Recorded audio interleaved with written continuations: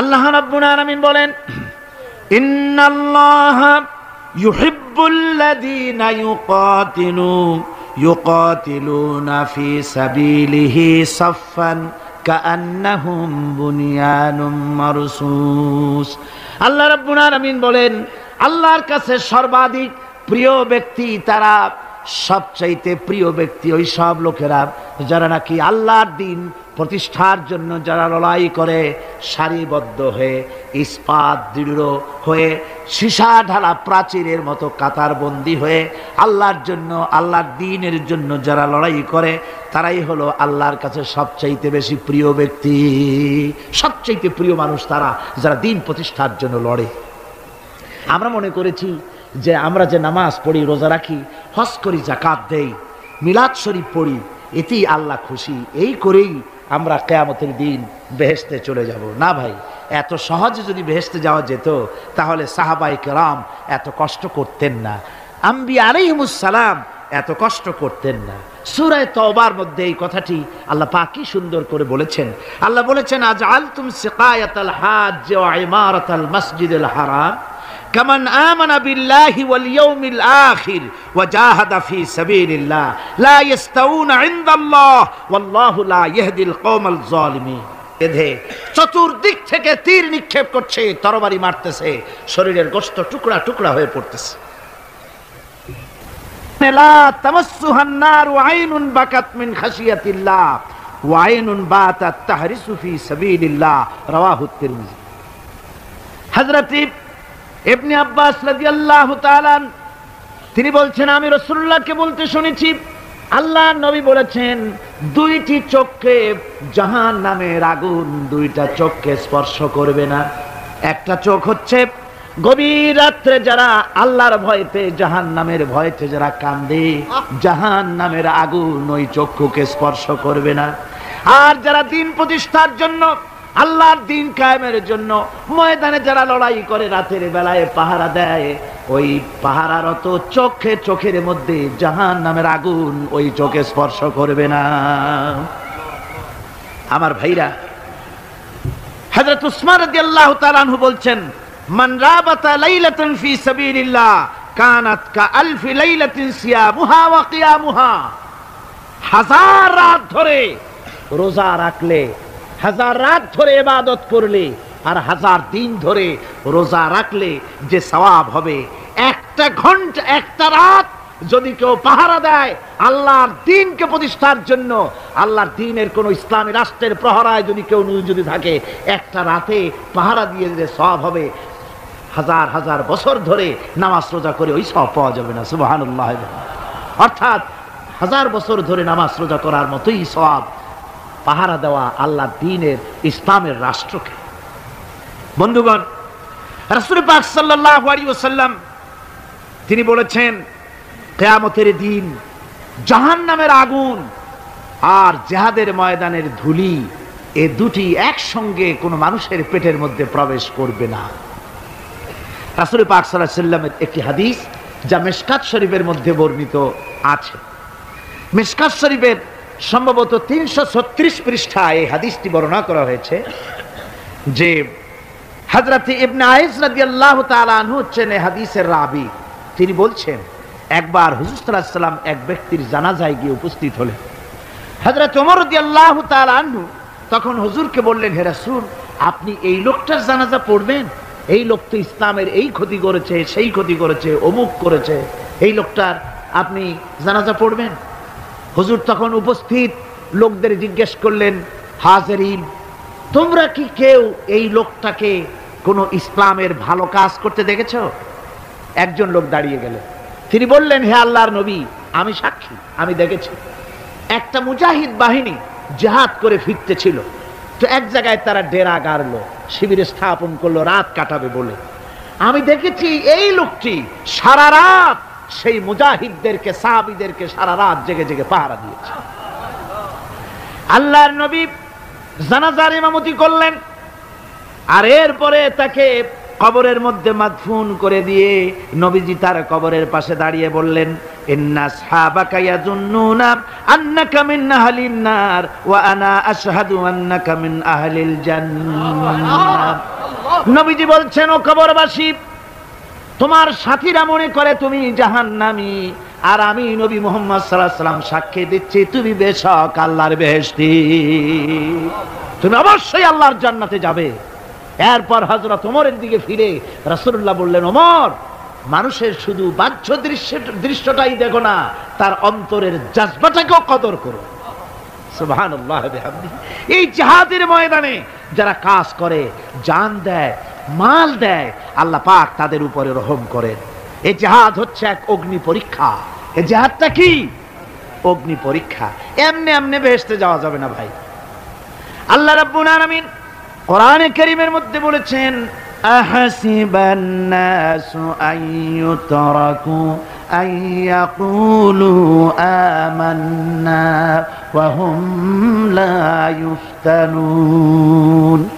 লোকেরা কি ভেবেছে নাকি যে ঈমান এনেছি এই কথাটা বললেই আমি বেহেশত দিয়ে দিব, মুমিন বলে সার্টিফাই করব?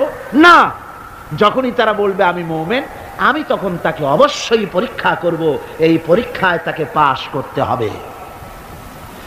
কোরআনে কারীমে আল্লাহ রাব্বুল আলামিন অনেক জায়গায় এই কথাগুলি বলেছেন। এমনি এমনি ছেড়ে দেওয়া হবে না। আমি অতীতের লোকদেরকেও পরীক্ষা করেছি, তোমাদেরকেও পরীক্ষা করব। পরীক্ষা না দিয়ে কেউ তোমরা বেহেশতে যেতে পারবে না।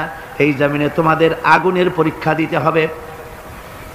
পয়গম্বরেরা কষ্ট করেছেন, সাহাবায়ে কিরাম কষ্ট করেছেন।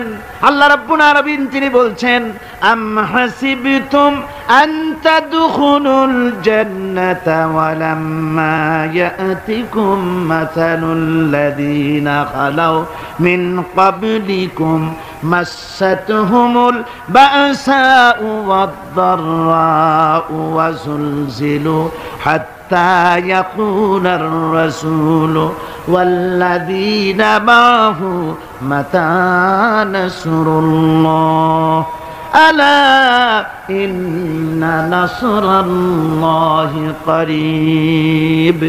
আল্লাহ রাব্বুল আলামিন বলেন, তোমরা কি মনে করেছো যে তোমরা বেহেশতে প্রবেশ করবে, অথচ তোমাদের পূর্বে যারা এই পৃথিবীতে এসেছিল তাদেরকে আমি যেমন পরীক্ষা করেছি ওরকম পরীক্ষা এখনো তোমাদের উপরে আসে নাই, ওরকম বিপদও আসে নাই, মুসিবতও আসে নাই। এমন বিপদ এসেছিল নবীদের উপরে, সাহাবায়ে কিরামদের উপরে, যে বিপদে মানুষ জর্জরিত হয়ে গিয়ে নবী এবং তার সাথী সঙ্গীরা এ কথা তারা মুখ থেকে বেরিয়ে গেছে, মাতা নাসরুল্লাহ, আয় আল্লাহ তোমার মদত কখন আসবে, তোমার মদত কখন আসবে? মার খেতে খেতে তো শেষ হয়ে গেলাম। এইভাবে যখন মার আসে চতুর্দিক থেকে, আর মুমিনেরা ময়দানে পা জমায়ে টিকে থাকে দিন প্রতিষ্ঠার জন্য, আল্লাহ তখন খুশি হয়ে এক সময় ঘোষণা করে দিবেন, আলা ইন্না নাসরাল্লাহি করিব, আর দেরি নাই, আমার মদত, আমার সাহায্য তোমাদের জন্য অবধারিত। সুবহানাল্লাহ। আমার ভাইরা, বিষয়টা সহজ নয়। শুধু দুইটা সেজদা দিয়া, শুধু তাহাজ্জুদের কিছু নামাজ পড়িয়া আল্লাহর জান্নাতে যাওয়া এত সহজ নয়। রাস্তা খুব কঠিন, রাস্তা খুব। ये शहादत गाहे उल्फत में कदम रखना, ये शहादत गाहे उल्फत में कदम रखना, लोग समझते हैं आसान है मुसलमान होना। এটা হলো শাহাদাতের উত্তপ্ত ময়দানে পা রাখা। লোকেরা মনে করে ইসলাম গ্রহণ করা, মুসলমান হওয়া বুঝি বড় সহজ ব্যাপার। এত সহজ না। আমরা হানফি মাসলাকের লোক, ইমাম আবু হানিফার মাসলাক অনুযায়ী চলি। আমরা মনে করি বেহেশতে এমনি যাব, কিন্তু আমাদের ইমাম সাহেব কি করছেন ওই ইতিহাস আমাদের জানা নেই। খাজা বাবার মহব্বতে অস্থির। রজব মাস আসলে পরে বড় বড় ডেক্সি চড়ায়, সেই ডেক্সির উপরে লাল শালু বিছায়, তারপরে টাকা পয়সা রোজগার বহুত করে। আসলে তো খাজা না, আসলে হচ্ছে ইয়া খাজা কুস্তু আজা, পেট তো ভর যা। পেট ভরার জন্য পয়সা করে ইনকাম করা। খাজার লা ইলাহা ইল্লাল্লাহ, এই চিশতিয়া তরিকার জিকির গ্রহণ করা হয়েছে, কিন্তু চিশতিয়া তরিকা যে আরেকটা আছে, তারাগার পর্বতে পৃথিবীরাজের সঙ্গে লড়াই করা, সেইটার কাছে নেই আমরা, সেটা না। ইমাম আবু হানিফা শুধু মস্তাই বলেন নাই, দিন প্রতিষ্ঠার জন্য রক্ত দিয়েছে, ঠিক কিনা? 8 বছর, 8টি বছর পর্যন্ত কারারুদ্ধ ছিলেন। তাকে জিজ্ঞেস করা হয়েছে, ইমাম সাহেব জেলের মধ্যে তো আছেন, কষ্ট হয়? ইমাম সাহেব বলেছেন, না কষ্ট হয় না, তবে মাঝে মাঝে একটু কষ্ট হয় মনে। 2-4 মাস পর পর আমার বুড়ি মাকে এনে হাজির করা হয় জেলখানার মধ্যে, আর আমার মায়ের সামনে আমাকে পেটানো হয়, যেন মা মাকে বলে যে এদের সাথে একমত হয়ে যা, সেই জন্য পেটানো হয়। তা আমার মা আমার মায়ের দেখে, আর মায়ের চোখ থেকে পানি পড়তে থাকে, তখন আমার মনে বড় কষ্ট লাগে। তবে আলহামদুলিল্লাহ মা আমার এমন, আমার মার দেখেন আর হজম করেন, আর আমাকে বলেন খবরদার এক চুলো সিদ্ধান্ত থেকে নড়বা না।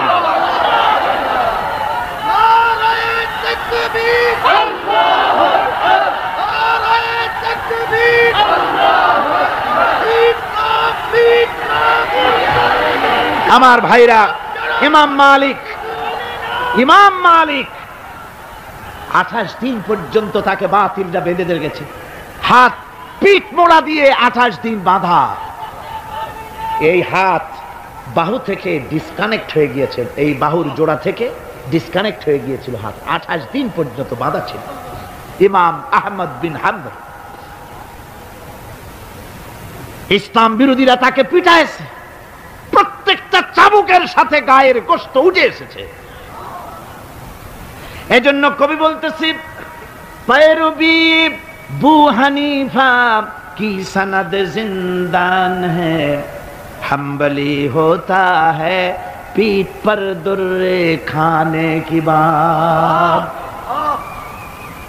হানাফি হতে চাও, জেল জরিমানার জন্য প্রস্তুতি নাও। শুধু সবরি কলা খাইয়া বেহেশতে যাওয়া যাবে না, এত সহজ না। আঙ্গুর বেদানা, সবরি কলা আর দুধের স্বরের উপর ইসলাম আসে নাই, ইসলাম এসেছে তত্ত্ব ময়দানের উপরে। জান দিয়ে রক্ত দিয়ে ইসলাম প্রতিষ্ঠা হয়ে গোটা দুনিয়ার নির্যাতিত নিপীড়িত জনতার মুখে হাসি ফুটিয়েছে ইসলাম।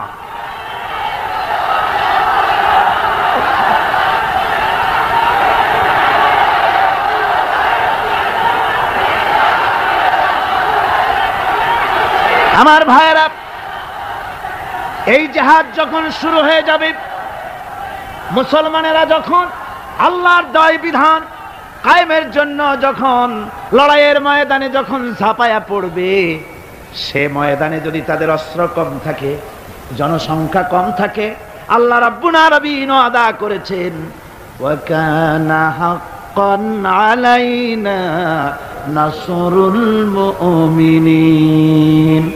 আল্লাহ রাব্বুল আলামিন বলেন, মুমিনরা যখন বিপদে পড়ে যায়, তখন মুমিনদের সাহায্য করা আমি আল্লাহর জন্য ওয়াজিব হয়ে যায়। আমি আল্লাহর জন্য ওয়াজিব। আমার মুমিন ময়দানে মার খাবে আমার দ্বীনের জন্য, আর আমি তাকায় তাকে দেখব না, তা হবে না। প্রাথমিক পর্যায়ে দেখব যে তোমরা আসলেই দ্বীন প্রতিষ্ঠার জন্য লড়ো কিনা। তোমাদের বিবি বাল বাচ্চা তোমাদের সামনে শেষ হবে, ঘর বাড়ি জ্বলে যাবে, চাকরি যাবে, সব যাবে, তারপরেও আমার দ্বীন প্রতিষ্ঠার জন্য ময়দানে টিকে থাকো কিনা। যদি তা থাকো, তাহলে আমার মদদ অবশ্যম্ভব। আর কাফিরদের বিরুদ্ধে বিজয়ের জন্য রব্বুল আলামিন বলেছেন, ওয়া কাফাল্লাহুল মুমিনিনাল কিতালা ওয়া কানাল্লাহু কাবিয়ান আজিজা। কাফেরদের বিরুদ্ধে লড়াইয়ের ময়দানে মুসলমানদেরকে সাহায্য করার জন্য আল্লাহই যথেষ্ট। কে যথেষ্ট? আল্লাহ যথেষ্ট। রব্বুল আলামিন বলেছেন, ওয়ালা তাহিনু ওয়ালা তাহজানু ওয়া আনতুমুল আলাউনা ইন কুনতুম মুমিনিন।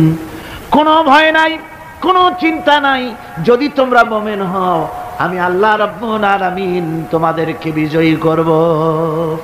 এ ওয়াদা কার? আল্লাহ। আল্লাহর ওয়াদা কখনো মিথ্যা হয়? আল্লাহ কি মিথ্যা কথা বলেন? নাউজুবিল্লাহ। ومن أصدق من الله قيلا আমি আল্লাহর চাইতে সত্যবাদী আর কে হতে পারে।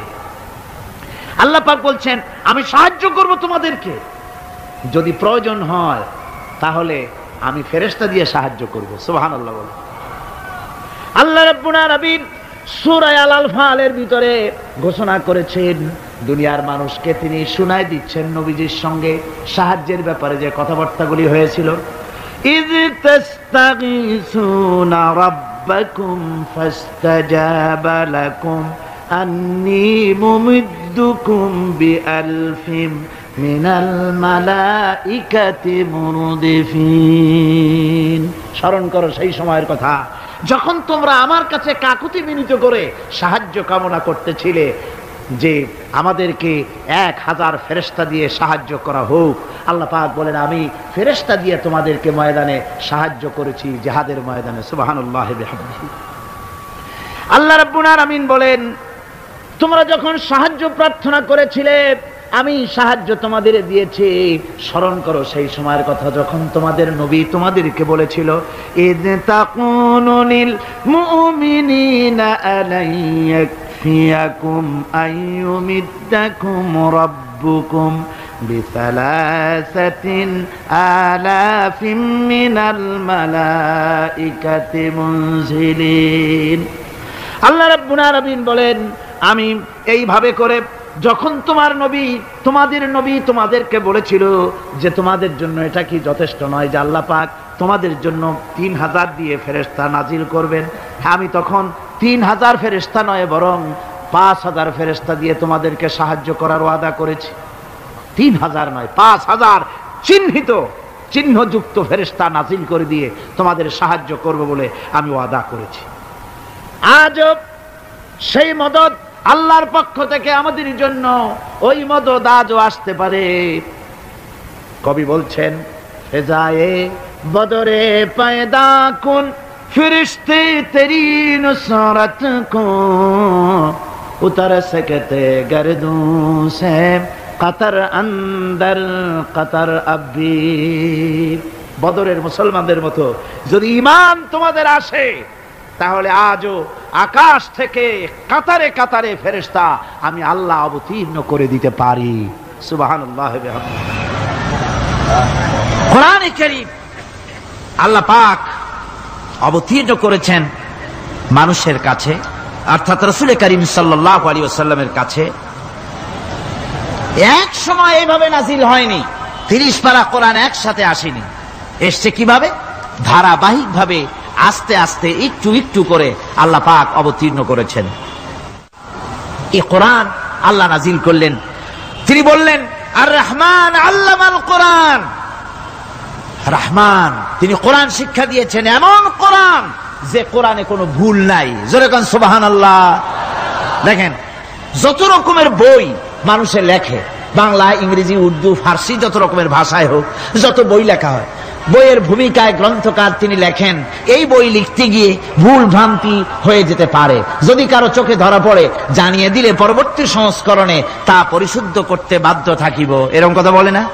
না, এরকম বলে যে আমি একখান বই লিখছি, এ বইয়ের মতো নির্ভুল বই আর কেউ লিখতে পারে নাই। এমন বাপের বেটা পৃথিবীতে জন্মাইছে?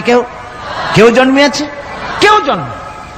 এবং বইয়ের সূচনায় কোন গ্রন্থকার নিজের প্রশংসা দিয়ে বই শুরু করে না, বই শুরু করে নিজের দুর্বলতা দিয়ে। বই লিখতে গিয়ে ভুল হতে পারে, ছাপার ভুল হতে পারে, আমার ভুল হতে পারে, এটা সবাই লেখে।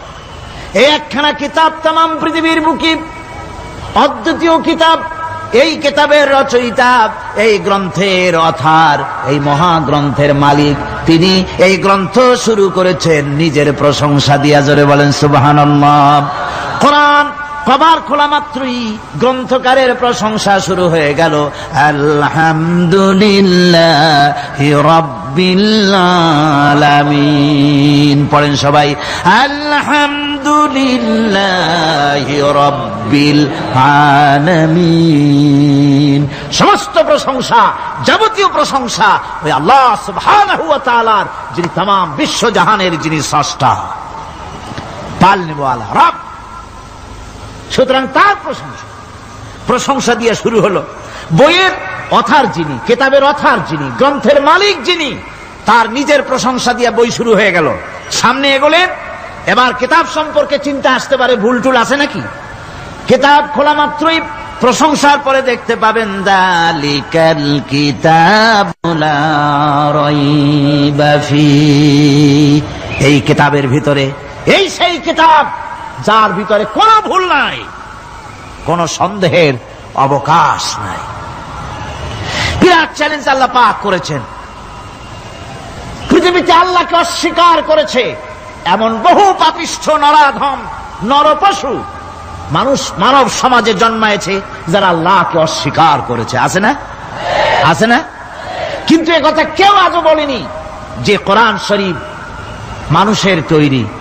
একথা বলে কেউ প্রমাণ দিতে পারেনি, একথা বলার সাহসও কেউ রাখে না। তার কারণ, কেউ যদি বলে যে কোরআন মানুষের তৈরি, তাহলে তাকে বলা হবে যে তাহলে মানুষের তৈরি যখন, তুমিও তো মানুষ, একখানা তৈরি করো। আজ পর্যন্ত এই চ্যালেঞ্জের মোকাবেলা কেউ করতে পারেনি। আল্লাহ রাব্বুল আলামিন বলেন, আমি ইয়াকুলুনা ইফতারাহু কুল ফাতু বিসূরাতিন মিন মিসলি ওয়াদউ মান ইসতাতা'তুম মিন দুনিল্লাহি ইন কুনতুম সাদিকিন। ও নবী, ওরা কি কথা বলে যে কোরআন মানুষের বানানো? যদি তাই হয়, আপনি বলুন যে তোমরা তোমাদের যত রকমের সাহায্যকারী আছে সমস্ত সাহায্যকারীদের সাথে নাও আর কোরআনের সূরার মতো করে সূরা বানাও।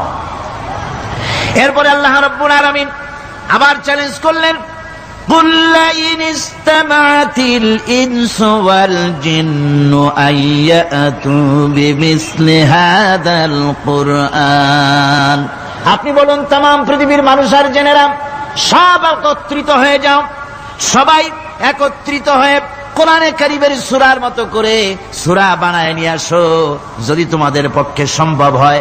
আল্লাহ পাক বলেন, লা ইয়াতুনা বিমিসলিহি ওয়ালাউ কানা বা'দুহুম লিবা'দিন যাহিরা। তোমরা যদি জেনেদের সাহায্যকারী মানুষ হও, মানুষের সাহায্যকারী জেনেরা হও, तमाम পৃথিবীর মানুষ আর জেন একত্রিত হয়ে প্রচেষ্টা চালালেও আল্লাহর কোরআনের সূরার মতো করে একটা সূরা কেউ বানাতে পারবে না। পারবে? পেরেছে কেউ? আজও পর্যন্ত কেউ কোরআনে কারীমের সূরার মতো করে একটা সূরা কেউ এই পৃথিবীতে বানাতে পারেনি, কারো পক্ষে এটা সম্ভব হয়নি। আল্লাহ রাব্বুল আলামিন আবার চ্যালেঞ্জ করেন, ইন কুনতুম ফি রাইবিম মিম্মা নাযালনা আলা আবদিনা ফাআতু বিসূরাতিন মিন মিসলি ওয়াদউ শুহাদাআকুম মিন দুনিল্লাহি ইন কুনতুম সাদিকিন।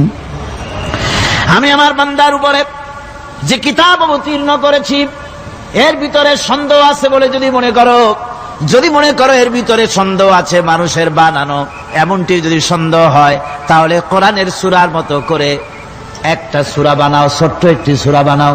ফাতু বিসূরাতিন, সূরা আলে ইমরানের মতো না, সূরা আরাফের মতো না, সূরা মায়েদার মতো না। ফাতু বিসূরাতিন, ছোট্ট একটি সূরার মতো করে একটা সূরা বানাও। কিয়ামত হয়ে যাবে, মানুষ কোরআনে কারীমের মতো একটি ছোট্ট সূরাও বানাইতে পারবে না। সুবহানাল্লাহ পড়ে। আমার ভাইয়েরা, এই কোরআন আল্লাহ রব্বুল আলামিনের পক্ষ থেকে নাজিল হলো। কোরআন মানুষের চিরটা কাল ধরে, আবহমান কাল ধরে মানুষের মনকে আকৃষ্ট করেছে। কোরআনে কারীমের এর ভাষা, এর লালিত্য, এর মাধুর্য, এর রচনা শৈলী এবং এর গতিময় ছন্দ, এর শব্দ বিন্যাস মানুষকে মুগ্ধ করেছে চিরকাল ধরে। আল্লাহর নবী বলেন, এ কোরআন যখন আমি তেলাওয়াত করতেছিলাম একটা রাত্রে, যে রাতে আমার তেলাওয়াতের সামনে ছিল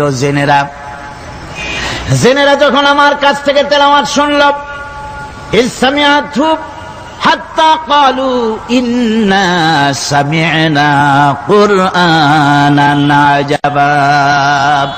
আমার মুখ থেকে যারা যখন তেলাওয়াত শুনল, জেনারা তখন এ কথা না বলে পারে নাই, আমরা এক আশ্চর্য ধরনের কিতাব শুনেছি। জোরে বলেন সুবহানাল্লাহ। ইন্না সামি'না কুরআনান আজাবা, এক আশ্চর্য ধরনের কোরআন শুনেছি। বলতেছে সেই সব জেনেরা যাদের বয়স 1000 বছর, 1500, 2000 বছর, 500 বছর, যারা জাবুর শুনেছে, ইনজিল শুনেছে, তাওরীত শুনেছে, সেসব জেনেরা বলছে ইন্না সামি'না কুরআনান আজাবা, আশ্চর্য কিতাব শুনেছি। এমন এক কিতাব ইয়াহদি ইলার রুশদ, যে কিতাব শুনলে পরে শ্রোতাকে হেদায়েতের রাস্তা দেখায় দেয়, এমন এক কিতাব শুনলাম। আর এই কিতাব শোনা মাত্র ফামান্না বিহি, কোরআন শুনলাম আর ঈমান আনলাম। নবীজি বলেন, জেনেরা আমার মুখে তেলাওয়াত শুনে পড়ে নিল লা ইলাহা ইল্লাল্লাহু মুহাম্মাদুর রাসূলুল্লাহ। এই কোরআন এমন এক কোরআন, মান ক্বালা বিহি সাদাকা, এই কোরআন শরীফ থেকে যে কথা বলে সেই সত্য কথা বলে। কোরআন থেকে যে কথা বলে সে কি বলে? তার কারণ কোরআন এসেছে কার কাছ থেকে? ওয়ামান আসদাকু মিনাল্লাহি কিলা, আমি আল্লাহর চাইতে সত্যবাদী আর কে হতে পারে? আল্লাহর নবী বলেন, কোরআন থেকে যে কথা বলে সেই সত্য কথা বলে।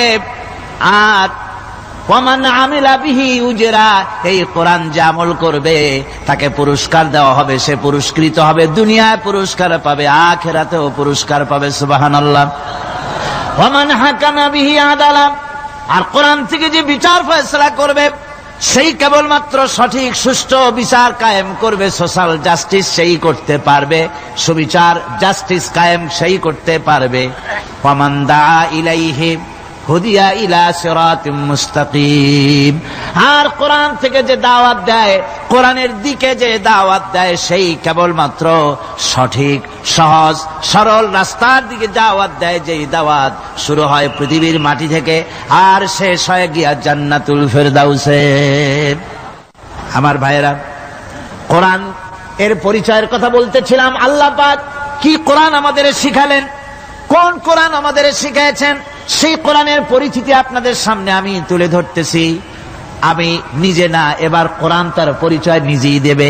কেউ যদি কোরআনের কাছে জিজ্ঞাসা করে, কোরআন তুমি কোথা থেকে নাজিল হয়েছ, কে তোমাকে নাজিল করেছে, এই প্রশ্ন যদি কেউ কোরআনের কাছে করে, কোরআন নিজেই তার জবাব দিতে পারে কিনা? কোরআন নিজেই বলে, তানজিলাম মিম্মান খালাকাল আরদা ওয়াস সামাওয়াতিল উলা, এই কোরআন নাজিল করেছেন তিনি, যিনি ওই সুউচ্চ আকাশ আর জমিনকে যিনি সৃষ্টি করেছেন, সেই আল্লাহ আমারে নাজিল করেছেন।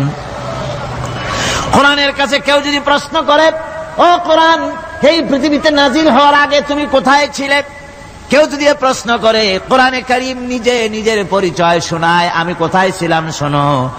বাল হুয়া কুরআনুম মাজিদুন ফি লাউহিম মাহফুজ, বরং এই কিতাব অতীব মর্যাদা সম্পন্ন সুরক্ষিত ফলকে লিপিবদ্ধ ছিল, আমি ছিলাম লৌহে মাহফুজে, সেখান থেকে এসেছি। যদি কেউ প্রশ্ন করে, কোরআন কি কোরআন, তুমি কার উপরে অবতীর্ণ হয়েছ, জবাব কোরআন নিজেই দেয়, ওয়া আমিনু বিমা নুজিলা আলা মুহাম্মাদ ওয়া হুয়াল হাক্কু মির রাব্বিহিম, ঈমান আনো সেই জিনিসের উপরে যেটা মুহাম্মদ সাল্লাল্লাহু আলাইহি ওয়াসাল্লামের উপর অবতীর্ণ হয়েছে। আবার অন্য আয়াতেও জবাব পাওয়া যায়, তাবারাকাল্লাযী নাযালাল ফুরকানা আলা আবদিহি লিয়াকুনা লিল আলামিনা নাযীরা, অতীব বরকতপূর্ণ মহান সত্তা সেই আল্লাহ রাব্বুল আলামিন, যিনি তার বান্দার পরে ফুরকান অবতীর্ণ করেছেন। সুবহানাল্লাহ বিহামদি। কোরআনের নাম আমি বলেছিলাম শুধু কোরআন নয়, অনেক নাম আছে। কোরআনের আরেক নাম ফুরকান, কোরআনের আরেক নাম কি? আল ফারকু বাইনাল হাক্কি ওয়াল বাতিল, কোরআন হচ্ছে সেই মহাসত্য যা মিথ্যা এবং সত্যের মধ্যে পার্থক্য সূচিত করে, মঙ্গল এবং অমঙ্গলের মধ্যে পার্থক্য সৃষ্টি করে, যা সত্য এবং মিথ্যার মধ্যে তাফরিকা সৃষ্টি করে, সত্যকে মানুষকে বুঝিয়ে দেয়। তার নাম হচ্ছে ফুরকান। এবার যদি প্রশ্ন করা হয়, ও কোরআন, বুঝলাম তুমি লৌহে মাহফুজে ছিলে, বুঝলাম তুমি নবীজির উপরে নাজিল হয়েছো, এবার বলো তুমি কোন মাসে নাজিল হয়েছো? তুমি তো আসছিলা প্রথম কোন মাসে নাজিল হয়েছো?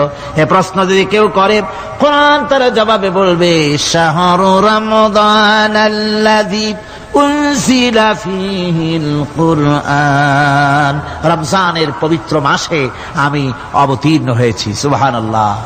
যদি প্রশ্ন করা হয়, রমজানে তো আসছো, কিন্তু প্রথম নাজিল হয়েছিল কোন সময়? ওটা কি দিন ছিল না রাত ছিল? কোরআন তার জবাবে বলে, ইন্না আনজালনাহু ফী লাইলাতিল কদর, কদরের পবিত্র রাতে আমি এই পৃথিবীতে আমার আগমন ঘটেছিল। যদি প্রশ্ন করা হয়, বুঝলাম সবই, কেন নাজিল হয়েছে তুমি? এই পৃথিবীতে তোমার আসার উদ্দেশ্য কি? মূল কাজটা কি? এই প্রশ্ন যদি করা হয়, কোরআনে কারীম তার জবাবে বলে, শোনো কেন এসেছি। লিতুখরিজান নাসা মিনাজ যুলুমাতি ইলান নূর, আমার মিশন হচ্ছে গোটা বিশ্ব মানবতাকে পুঞ্জীভূত জমাট বাঁধা অন্ধকারের ভেতর থেকে টেনে বের করে আলোর সন্ধান দিতে, আলোর দিকে আনার জন্য আমি কোরআন নাজিল হয়েছি। গোটা পৃথিবীর মানুষ আছে অন্ধকারের ভিতরে। কিসের মধ্যে? অন্ধকার কি? অন্ধকার হচ্ছে পুঁজিবাদ, অন্ধকার সমাজতন্ত্র, অন্ধকার ধর্ম নিরপেক্ষতাবাদ, অন্ধকার জাতীয়তাবাদ, মানুষের তৈরি করা যত মতবাদ সব কি? জোরে কোন, সবগুলি কি? অন্ধকার। এই অন্ধকারের ভেতর থেকে মানুষগুলিকে টেনে আনবে কোরআন কিসের দিকে? আলোর দিকে। এবার যদি প্রশ্ন করা হয়, বুঝলাম তুমি অন্ধকার থেকে আলোর দিকে নিয়ে আসবে, আলোর দিকে আসলে পরে ফায়দাটা কি হবে? মূল ফায়দাটা বুঝায় দাও, আসল ফায়দা কি হবে তোমারে যদি মানি? কোরআন তার জবাব দেয়, নিজের পরিচয় নিজে তুলে ধরে, ফামান তাবিআ হুদায়া ফালা খাউফুন আলাইহিম ওয়ালা হুম ইয়াহজানুন। এই কোরআনকে যদি মেনে চলো, এই কোরআনের আইন যদি মানো, সমাজে মানো, ব্যক্তিতে মানো, পরিবারে মানে, রাষ্ট্রে মানো, জীবনের সব ক্ষেত্রে সমস্ত জায়গায় যদি এই কোরআনকে মেনে চলো, ফালা খাউফুন আলাইহিম, তাহলে তোমাদের কোনো ভয় থাকবে না, ওয়ালা হুম ইয়াহজানুন, কোনো চিন্তাও থাকবে না। কিসের ভয় থাকবে না? কোরআনের আইন মেনে যদি চলো সমাজে ও রাষ্ট্রে, চুরির ভয়, ডাকাতির ভয়, জেনার ভয়, হত্যার ভয়, সন্ত্রাসের ভয়, কোনো ভয় থাকবে না। ওয়ালা হুম ইয়াহজানুন, চিন্তাও থাকবে না। খাওয়া পড়া, শিক্ষা, চিকিৎসা, বাসস্থান, এগুলির কোনো চিন্তা থাকবে না। কোরআনের সমাজে সব কিছুর গ্যারান্টি দেওয়া হবে, সবগুলি পেয়ে যাবে। এখন যদি আবার প্রশ্ন করা হয়, কোরআন বুঝলাম তোমারে মানলে পরে সব ফায়দা হবে, তাহলে এবার জবাব দাও, তোমার ভিতরে কি রাজনীতি আছে নাকি? আমি তো মানুষ, আমার রাজনীতি করা লাগে। ম্যান ইজ সোশ্যাল অ্যানিম্যাল, আমরা তো জঙ্গলের পশু নই, আমরা তো মানুষ। আমাদের সমাজ আছে, আমাদের পৌর নির্বাচন আছে, আমাদের জাতীয় নির্বাচন আছে, আমাদের কলকারখানা আছে, জমিন আছে, আমাদের রাজনীতি, অর্থনীতি, সমাজনীতি আছে, পারিবারিক নীতি আছে, অনেক নিয়ম মালা আছে, নিয়ম নীতি আছে।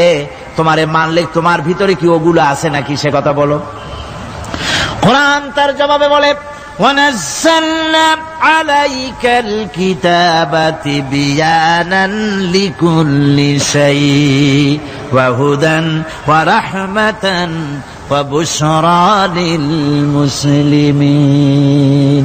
কোরআন জবাবে বলে, শুনে রাখো, শুধু অর্থনীতি সমাজনীতি নয়, শুধু রাজনীতি আর শিক্ষানীতি, যুদ্ধনীতি নয়, তোমার জীবনে যা কিছু দরকার, ইহকালে যা কিছু দরকার, পরকালে, সব কথাগুলি আল্লাহ রব্বুল আলামিন আমি কোরআনের সিনার ভিতরে খুলে খুলে বর্ণনা করে দিয়েছেন। সব কথা এ কোরআনে কারীমের ভিতরে রয়েছে। তোমার এমন কোনো জিনিস নাই যা তুমি কোরআনে কারীমের মধ্যে পাবে না। তোমার সমস্ত প্রয়োজন আমার বুকের মধ্যে আল্লাহ দিয়ে দিয়েছেন। বিজ্ঞান আছে, দর্শন আছে, ইতিহাস আছে, সব আছে এর মধ্যে। তবে কোরআনের মধ্যে বিজ্ঞান আছে বলে আমি এটাকে বিজ্ঞানের কিতাব বলবো না। দর্শন আছে বলে দর্শনের কিতাব আমি বলবো না, রাজনীতি আছে বলে কোরআনকে আমি রাজনীতির কোন কিতাব বলবো না। কোরআন তাহলে কি? কোরআন হচ্ছে অর্থনীতি, সমাজনীতি, রাজনীতি, পারিবারিক নীতি, মানুষের জীবনের যা কিছু প্রয়োজন সমস্ত নীতিমালার নীতি গ্রন্থের নাম হতেছে কোরআনে কারীম। সমস্ত নীতিমালার নীতি গ্রন্থ কোরআন। এখানে রয়েছে সব কিছুর উৎস, যেটা গ্রহণ করলে পরে মানুষ আরামে থাকতে পারবে। অমুসলিম নাগরিক বৃন্দ তাদের নাগরিক মর্যাদা পাবে। মুসলমান, কৃষক, নারী, চিকিৎসা, কৃষিবিদ, সাধারণ মানুষ, রং, বর্ণ, ভাষা নির্বিশেষে গোটা মানব সভ্যতা আরামে বাস করতে পারবে। পশু পাখিও আরামে থাকবে, গাছপালাও আরামে থাকবে, যেহেতু নির্দেশ হয়েছে বিনা প্রয়োজনে গাছের পাতাটিও ছিঁড়ো না। ইসলামের সমাজ যদি চালু হয় গাছেরাও আরাম পাবে, পাহাড়ও আরাম পাবে। চট্টগ্রামের লোকেরা যেভাবে পাহাড় কাটা আরম্ভ করেছে এটা বড় দুঃখজনক। জুমলায় মোতারেজা একটা বলে দিলাম, অপ্রাসঙ্গিক হলেও জরুরি কথা। আপনারা পাহাড় কাটতেছেন না, আপনাদের নিজেদের পায়ে নিজেরা কুড়াল মারতেছেন। খবরদার পাহাড় কাটবেন না। আল্লাহর প্রকৃতির ভারসাম্য আপনারা নষ্ট করছেন বলে ওজোন স্তরে ফাটল ধরেছে। তা রিপেয়ার করার জন্য আজকে বিশ্বের সব বিজ্ঞানীরা হতাশ হয়ে গিয়েছে, পাগল হয়ে গেছে। কেমনে এই ওজোন স্তরের ফাটলকে রিপেয়ার করব? ওজোন স্তরটা কি? ওজোন স্তর হচ্ছে সুবহানাল্লাহ, আল্লাহর যে কত দয়া। সূর্য, সেই সূর্যের রয়েছে আলট্রা ভায়োলেট রে, যাকে বাংলায় বলা হয় অতি বেগুনি রশ্মি। যে রশ্মিটা সৃষ্টি জগতে যদি আসে আর তা যদি কোনো প্রাণীর শরীরকে টাচ করে, তাহলে সমস্ত প্রাণী ক্যান্সার হয়ে, এক্সিমা হয়ে, বিখাউজ হয়ে, অ্যাজমা হয়ে সমস্ত প্রাণী মরে যাবে, কেউ বাঁচবে না। মারাত্মক রশ্মি। সেই রশ্মিটা যাতে সৃষ্টি জগৎকে টাচ করতে না পারে, সেজন্য আল্লাহ পাক একটা ওজোন স্তর তৈরি করেছেন। ওখানে এসে ওটা বাধাপ্রাপ্ত হয়, পৃথিবীর মাটিতে আসে না। যা কিছু পৃথিবীর মানুষের জন্য, পৃথিবীর জন্য কল্যাণকর, সেগুলি সূর্য থেকে আসতে থাকে। সুবহানাল্লাহ ওয়া বিহামদিহি। যেটা ক্ষতিকর সেটা আল্লাহ পাক আটকায় রাখেন। এখন সেই ওজোন স্তরে ফাটল ধরলো। কেমনে ফাটল ধরলো? ফাটল আপনি আমি ধরাইছি। আপনি বলবেন যেটা কেমন কথা, আমি তো ওইখানে যাই নাই, আমি ফাটল ধরাইলাম কেমনে? ওই যে সেই আপনার প্রাইমারি স্কুলে ভিজিট করতে গিয়েছিলেন ইন্সপেক্টর, তারপরে প্রাইমারি না হাই স্কুল ভিজিট করতে গেছে, যায়া জিজ্ঞেস করছে ছেলেরা কি পড়ছো? বলে ইতিহাস। ঠিক আছে, ইতিহাস থেকেই প্রশ্ন করব। বলতো চীনের প্রাচীর কে ভেঙেছে? ছেলেরা জবাব দিচ্ছে না। তুমি বলো, তুমি বলো। কেউ বলছে না। বেঞ্চের কোনা যে ছেলেটি, সে বলছে সর্বনাশ। কেউ যখন স্বীকার করে না, এটা তো আমার মাথায় আসবে। সব শেষ ইন্সপেক্টর তাকে বলছে তুমি বলো তো কে ভেঙেছে চীনের প্রাচীর? কয় স্যার, গ্রামে আমার দুষ্টমির যথেষ্ট বদনাম আছে, কিন্তু চীনের প্রাচীর ভাঙার মতো দুষ্কর্ম আমি করি নাই। ইন্সপেক্টর খুব রেগে গেলেন, মাস্টারের দিকে তাকালেন, এই বুঝি আপনার ইতিহাস পড়ানো? মাস্টার ইন্সপেক্টরের বিরক্তি ভরা মুখ দেখে বলছেন স্যার রাগ করবেন না, এসব ছাত্র তো আমার, ওদের অবস্থা তো আমি জানি। আপনি আসছেন ঢাকা থেকে, আপনি জানবেন কি? আমি হলপ করে বলতে পারি আমার ক্লাসের কোন ছাত্র চীনের প্রাচীর ভাঙে নাই। ইন্সপেক্টর রাগ হইয়া চলে গেছে হেডমাস্টারের রুমে, যায় বলছে যে আমি আপনার স্কুলের গ্রান্টকে আমি নাকচ করে দেব, মঞ্জুরি আমি ক্যান্সেল করে দেব। কেন? এই অবস্থা। হেডমাস্টার বলছে স্যার রাগ করবেন না, আপনার জন্য কিছু টাকা পয়সাও রাখছি হাদিয়া, বড় একটা চর্বিযুক্ত খাসিও জবাহ করা হয়েছে, পুকুর থেকে রুই মাছ তোলা হয়েছে। তারপরেও আমার ছাত্ররা, টিচাররা বলার পরেও যদি আপনার সন্দেহ হয়ে থাকে যে আমার ছাত্ররাই ভাঙছে, তো ওই আপনি অসন্তুষ্ট হবেন না, রাগ করবেন না স্যার। ওই প্রাচীর ভাঙতে যা খরচ লাগে আমি কিছু খরচ দেবো, তো আপনি রাগ করেন না। এখন চিন্তা করেন, স্কুলের ছাত্র থেকে শুরু করে হেডমাস্টার পর্যন্ত জ্ঞানের বহর। তো বলতেছিলাম, আপনি আমি ওজন স্তরে ফাটল ধরিয়েছি, তার অর্থ এই নয় যে আপনারা গিয়ে ওখানে কুড়াল মারিয়ে ওটারে ভাঙছেন। তাহলে ওটা কি হয়েছে? কোরআনে কারিমে রব্বুল আলামিন বলেন, ওয়ামা আসাবাকুম মিন মুসিবাতিন ফাবিমা কাসাবাত আইদিকুম ওয়া ইয়াফু আন কাসীর। যত বিপদ তোমাদের উপর আরোপিত হয় সমস্ত বিপদ তোমাদের দুই হাতের কামাই করা। কে বলছেন? আল্লাহ পাক। ওজোন স্তরে ফাটল ধরেছে, এটা বিপদ। বিশ্বের সমস্ত মানব সভ্যতা সৃষ্টি জগতের জন্য বিপদ। এই বিপদের জন্য দায়ী পৃথিবীর মানুষ। কিরকম? সেটা হচ্ছে গাড়ির পেছন থেকে যে কালো ধোঁয়া বের হয়, কল কারখানার চিমনি থেকে যে কালো ধোঁয়া বের হয়, এই কালো ধোঁয়াগুলি, তারপরে সমস্ত কেমিক্যাল উইপেন সেগুলি যে টেস্ট করা হয়, তার রিয়াকশন ইত্যাদি, এই কালো ধোঁয়া এবং সমস্ত মারণাস্ত্রগুলি এক্সপেরিমেন্ট করার সমস্ত এই রিয়াকশনগুলি সবগুলি গিয়ে ওই ওজোন স্তরে ফাটল ধরিয়ে দিয়েছে। আস্তে করে পাতলা হয়ে এটা ফেটে গিয়েছে, অতি বেগুনি রশ্মি আসা শুরু করেছে। এটাকে বন্ধ করার জন্য বিজ্ঞানীরা আজ মরিয়া হয়ে গিয়েছে। ইনশাআল্লাহ আল্লাহ পাক তার বিজ্ঞানীদের মানুষের মাথায় বুদ্ধি এনে দিবেন, রিপেয়ারও হয়ে যাবে ইনশাআল্লাহ। সবাই বলেন ইনশাআল্লাহ। তাহলে বললাম কেন এ কথাটা? এই জন্য বললাম যে কোরআনে কারীমের মধ্যে আল্লাহ রাব্বুল আলামিন সব কথা বলে দিয়েছেন, কোনো কথা বাদ রাখেন নাই। পাহাড়গুলি ভেঙে আমরা ক্ষতি করতেছি, গাছগুলি কেটে আমরা ক্ষতি করতেছি, প্রকৃতির ভারসাম্য নষ্ট করে দিচ্ছি, ফলে সমুদ্রের পানি স্ফীত হচ্ছে, ভূমিকম্প বাড়তেছে, ঘূর্ণিঝড় হচ্ছে, টর্নেডো হচ্ছে, পৃথিবী বিধ্বস্ত হয়ে যাচ্ছে, ক্লাইমেটের পরিবর্তন আসছে। আজকে পৌষ মাস, এটা কি মাস? কত তারিখ? দেখেন বাংলা ভাষাকে কত মহব্বত করি। যদি বলি আজকে ডিসেম্বরের কত তারিখ, গড়গড় করে মুখস্থ হয়ে যাবে। বাংলারে খুব ভালোবাসি, মাসটার তারিখ বলতে পারলাম না, দুঃখিত। এই হলো আমাদের ভালোবাসা। আজকে পৌষ মাসের অর্ধেকও শেষ হয়ে যাচ্ছে, অথচ মনে হচ্ছে শীত যেন তার শ্বশুর বাড়ি বেড়াতে গেছে। এই যে অবস্থা, এই অবস্থা শুধু বাংলাদেশে নয়, গোটা পৃথিবীতে ক্লাইমেটের একটা বিরাট পরিবর্তন আসতেছে, একটা বড় রকমের পরিবর্তন আসতেছে। এর কারণ হচ্ছে এই পৃথিবীর মানুষেরা নিজেরাই প্রকৃতির ভারসাম্যকে নষ্ট করে দিয়েছে। এই ভারসাম্য নষ্ট হওয়ার কারণে আবহাওয়ার পরিবর্তন হচ্ছে, সামুদ্রিক জলোচ্ছ্বাস বাড়তেছে, ভূমিকম্প, আগ্নেয়গিরি ইত্যাদি হচ্ছে এবং পৃথিবীর মানুষ বিধ্বস্ত হচ্ছে। বলতেছিলাম এই কোরআনে কারীমের মধ্যে আল্লাহ পাক সব কথা বলে রেখেছেন। যদি জানতাম, বুঝতাম, তাহলে এই অবস্থার সৃষ্টি হতো না। এটা বিজ্ঞানের বই নয়, রাজনীতির বই নয়, সমাজনীতির বই নয়, বরং সমস্ত নীতিমালার উচ্চ, জ্ঞানের উচ্চ হচ্ছে আল কোরআন। জ্ঞানের উচ্চ কি? আরো জোরে বলেন, জ্ঞানের উচ্চ কি? আল কোরআন। পবিত্র কোরআনে এমন এমন ঘটনা আল্লাহ পাক বলেছেন যা ষষ্ঠ শতাব্দীর দুনিয়া এ সম্পর্কে কিছুই জানতো না।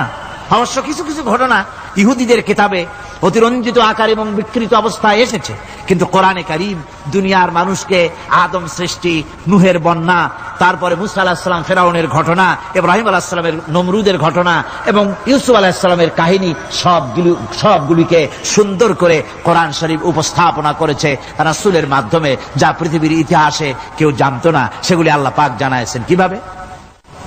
কোরআনে কারীম বলছে, তিলকা মিন আম্বাইল গায়বি নূহিহা ইলাইকা মা কুনতা তা'লামুহা আনতা ওয়ালা কওমুকা মিন ক্বাবলি হাযা। এ হলো সব অজ্ঞাত ঘটনা। সমস্ত ঘটনাগুলি আল্লাহ পাক তার হাবিবকে শুনিয়ে বলে দিলেন, সব অজ্ঞাত ঘটনা যা তুমি জানতে না, তোমার কোনো জানা ছিল না, আমি ওহীর মাধ্যমে তোমাকে সব জানাইছি। ইউসুফ আলাইহিস সালামকে যখন তার ভাইয়েরা কুয়ার মধ্যে ফেলে দিতেছিল তখন তুমি উপস্থিত ছিলে না, এই ঘটনা ওহীর মাধ্যমে আমি জানালাম। মুসা আলাইহিস সালামকে যখন ফেরাউন দরিয়ার ভিতরে ফেলে দিল, সেই সময় তুমি সিনাই পর্বতের পাশে দাঁড়িয়ে সব দৃশ্য লক্ষ্য করনি, অথচ আমি ওহীর মাধ্যমে সব তোমাকে খুলে খুলে বলে দিয়েছি। আল্লাহ পাক সমস্ত ঘটনাগুলিকে বলে বলে কোরআন শরীফের মধ্যে সব সাজিয়ে দিলেন, বলে দিলেন। তিনি বললেন, وما كنت بجانب الغربي إذ قضينا إلى موسى الأمر وما كنت من الشاهدين। ফিরআউন যে মুসার সঙ্গে যে ব্যবহারটা করলো, এ সময় সেখানে তুমি উপস্থিত ছিলে না, আমি ওহীর মাধ্যমে তোমাকে তা জানিয়েছি। كذلك نقص عليك من أنباء ما قد سبق وقد آتيناك من لدنا ذكرا। আল্লাহ পাক বলেন, এভাবে আমি আপনার কাছে অতীত ঘটনাবলী ওহীর মাধ্যমে নিখুঁত ভাবে আপনার সামনে সব বলে দিয়েছি। আমার ভাইয়েরা, এই বিশ্বলোকে ঊর্ধ্ব লোক সম্পর্কে নিয়ে ভুল তথ্য বর্ণনা আল্লাহ পাক করে দিয়েছেন কোরআনের মাধ্যমে। 1665 খ্রিস্টাব্দে স্যার আইজাক নিউটন তিনি আবিষ্কার করলেন মাধ্যাকর্ষণ শক্তিকে। এই মাধ্যাকর্ষণ শক্তি, ল অফ গ্রাভিটেশন, এ সম্পর্কে মানুষের এই থেকে কিছু জানলো, কিন্তু আজ থেকে 1400 বছর আগে আল্লাহ রাব্বুল আলামিন তার উম্মি নবী, যিনি কোনো বিজ্ঞানাগারে লেখাপড়া করেন নাই, কোনো সায়েন্স রিসার্চ করেননি, যিনি কোনো কলেজ ইউনিভার্সিটিতে পড়াশোনা করেননি, তার মাধ্যমে জানিয়েছেন মাধ্যাকর্ষণ শক্তির কথা। কোরআন বলছে, ইন্নাল্লাহা ইউমসিকুস সামাওয়াতি ওয়াল আরদা আন তাজুলা। এই পৃথিবী এবং সমস্ত গ্রহ উপগ্রহকে আল্লাহ পাক বলছেন, আমি এমন এক শক্তি দিয়েছি যে শক্তির মাধ্যমে একটা আরেকটাকে আকর্ষণ করে রাখছে। এই পৃথিবীতে মাধ্যাকর্ষণ শক্তি শুধু পৃথিবীর নাই, সূর্যের আছে, মঙ্গলের আছে, নেপচুনের আছে, ইউরেনাসের আছে, বৃহস্পতির আছে। প্রত্যেকটি গ্রহের আলাদা আলাদা মাধ্যাকর্ষণ শক্তি আছে, আর এই শক্তির বলে একটা আরেকটাকে টেনে ধরছে, যাতে করে বিচ্ছিন্ন হয়ে না যায়, যাতে করে ধ্বংসপ্রাপ্ত না হয়। এগুলি আল্লাহ পাক এই তথ্যগুলি কোরআনে কারীমের মধ্যে বলেছেন। ফলে মরিস বুকাইলির মতো লোক, যিনি ফরাসি দার্শনিক, তিনি বলেছেন দুনিয়ার সমস্ত বিজ্ঞানীদের থিওরি হচ্ছে এই যে বিজ্ঞানের কোন থিওরি ফাইনাল নয়। আজ একটা হচ্ছে, কাল সেটাকে পরিবর্তন করে নতুন আর এক থিওরি আসতেছে। কিন্তু কোরআনে কারীমের মধ্যে আমি, কে বলতেছেন কথা? না না না, মরিস বুকাইলি বলছেন, কোরআন শরীফের ভিতরে আমি যে বিজ্ঞানের তথ্য পেয়েছি, থিওরি পেয়েছি, তার কোনো পরিবর্তন আজও হয় নাই, ভবিষ্যতেও হওয়ার কোনো সম্ভাবনা নাই। মরিস বুকাইলি মনে করেছিলেন বেদ আর বাইবেলে যেমন ভুল আছে, কোরআন শরীফে ওই রকম ভুল আছে, নাউজুবিল্লাহ। সেই জন্য তিনি আরবি শিখলেন কোরআন বোঝার জন্য, ভুল ধরার জন্য। কোরআন শিখলেন কি জন্যে? ভুল ধরার জন্য। আর এমন শেখা শিখছেন, ওই আরবি শিক্ষা মানে আমাদের দেশের লোকদের মতো আনাকুম জানাকুম শেখে নাই, ভালো করেই শিখছে, ভালো করেই মুখস্থ করেছেন, তার ভালো করে আরবি শিখেছেন, তারপরে কোরআন শরীফ পড়েছেন, তারপরে তিনি এ কোরআন পড়ে তেলাওয়াত করে বুঝে এরপরে তিনি বই লিখেছেন the Bible, the Quran and science. এই বইয়ের মধ্যে তিনি পরিষ্কার লিখেছেন, কোরআন পড়লাম, এর ভিতরে একটা নকতা দেওয়ার, একটা কলমের ফোঁটা দেওয়ার জায়গা কারো নাই। কোরআন নিঃসন্দেহে মহান স্রষ্টা আল্লাহ রাব্বুল আলামিনের মানুষের বানানো কিতাব, এটা হতে পারে না। সুতরাং কোরআন শরীফের মধ্যে আল্লাহ পাক সব কথা বলে দিয়েছেন।